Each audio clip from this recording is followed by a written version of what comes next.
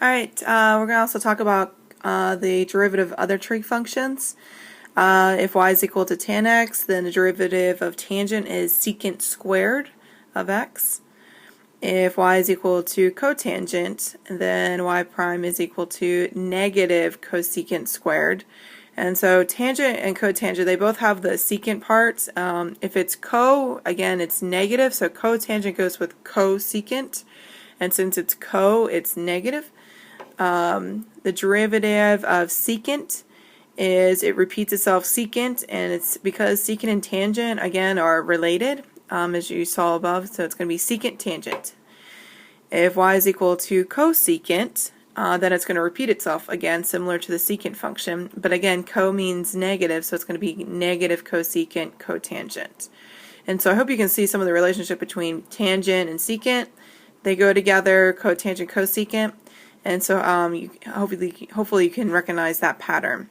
And we'll just hop on in and look at several examples. Alright, if y is equal to tan x minus cotan x, find y prime.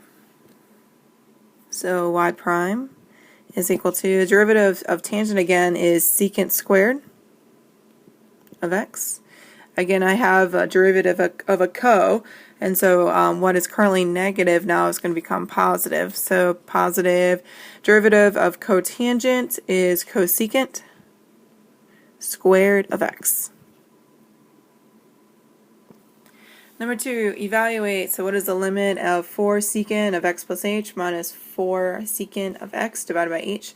When you see this word evaluate, I'm not asking you to use the definition of derivatives, so please take a sigh of relief. I just want you to use derivative rules and see if you can find what is your f of x. And so remember, this right here is your f of x plus h. That's not what I'm looking for. I want f of x. F of x is located here. And so if y is equal to 4 secant x, so here's my f of x, is equal to 4 secant of x, then I want you to find the derivative using these rules. Well, the derivative of secant is, again, it repeats itself secant, and his partner in crime, secant and tangent, go together. So 4, he repeats himself secant of x, and his partner is tangent. Number 3, if a particle moving along the x-axis has a velocity given by v is equal to negative cosine t divided by 5 plus t squared, find the acceleration. So I adjusted this function, so please just cross out the function I gave you on your paper and just rewrite it. And so again, the derivative, derivative of velocity is acceleration. And so what I'm going to do is I'm going to find the derivative of velocity, which is acceleration. And notice this right here, negative 6 over 5, that's my coefficient. Okay, so I'm going to leave that as a fraction. I'm not moving things up. There's no t down there on my new function. There's no t down there with the 5.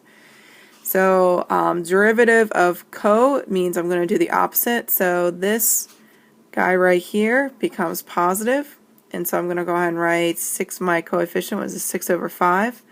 Derivative of cotangent, which we already changed the sign. Derivative of cotangent. Remember, secant and tangent and cosecant and cotangent are partners in crime. So this will be cosecant squared of t. And then plus, and then derivative of t squared is 2t.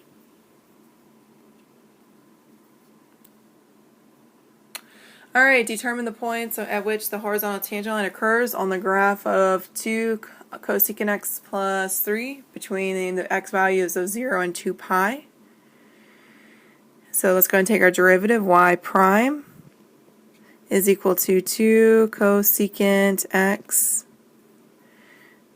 And this will be negative because it's co, and this is cosecant, cotangent. Derivative of 3 is 0, so it goes away. And so I'll set this equal to 0. So 0 is equal to negative 2 cosecant x, cotangent x.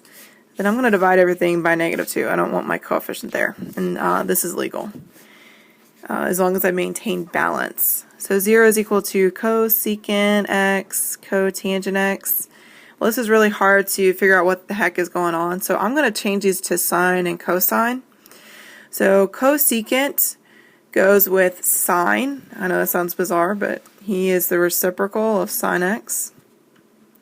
Cotangent is the reciprocal of tangent, and tangent means slope. It's sine over cosine, which is y over x.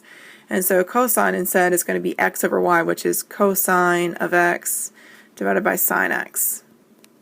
And so this is equal to cosine of x divided by sine squared of x. And I want to know, where is that equal to 0? And so I don't care about the denominator because I only care about the numerator. So where is cosine equal to 0? Well, on my unit circle, cosine is equal to 0 here and here. And so x is equal to pi over 2 and 3 pi over 2.